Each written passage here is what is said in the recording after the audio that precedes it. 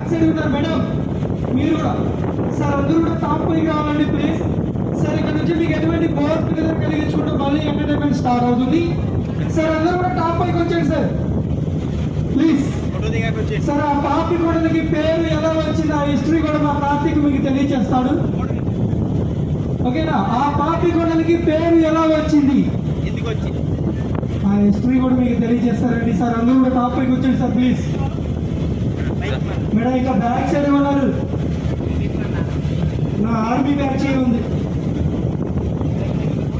Sir. Kukkunuru batch గురుగారు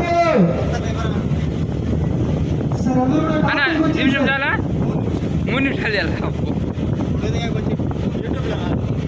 sir top పైకి వచ్చేది సార్ అందరూ కూడా ప్లీజ్. 5 మినిట్స్ అయిపోయింది.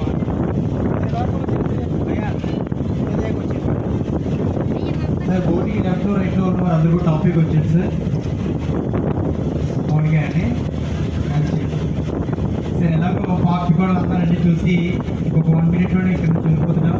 అక్కడ నుంచి మనకి పాపి కూడా అంతాన్ని వదిలేసి వచ్చేస్తున్నామని సార్. మెయిన్గా ఆ కొండలే పాపి కొండలు అనేది పిలుస్తున్నారు. మరి ఆ కొండల్ని పాపి కొండలు ఎందుకు పిలవట్లేదు? వాటికైనా స్పెషల్ మే ఎందుకు వచ్చింది?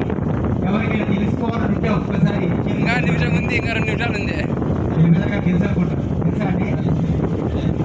3 నిమిషాలు లేదు,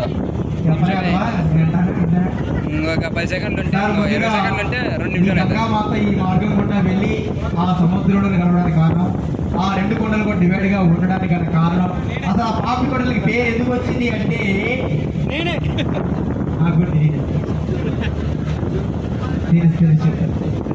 సార్ ముందుగా ఆ స్టోరీ గురించి మొత్తం తెలియాలి అంటే రాజమండ్రి సిటీ ఎంతమందికి తెలుసండి? రాజమహేంద్రవరం ఆల్మోస్ట్ అందరికీ తెలుసు. ఆ రాజమండ్రికి ఆపోజిట్ విలేజ్ కొవ్వూరు అనే గ్రామం ఒకటి ఉందండి, ఇప్పటికీ ఉంది. వాస్తవానికి కొవ్వూరు కాదండి, గోవూరు. మన తెలుగు వారు ఆ ప్రాంతానికి పెట్టుకున్న పేరు గోవూరు అనే ప్రాంతం. వాస్తవానికి గోవూరు అండి. బ్రిటిష్ వారు చొరబడిన తర్వాత కబ్జా చేసేసి మొత్తం కూడా గోవుని ఇంగ్లీష్లో ఏమంటారండి? కౌ. ఇప్పుడైతే కవ్వూరు కాస్త ఇప్పుడు కొవ్వూరుగా పిలుస్తుందండి.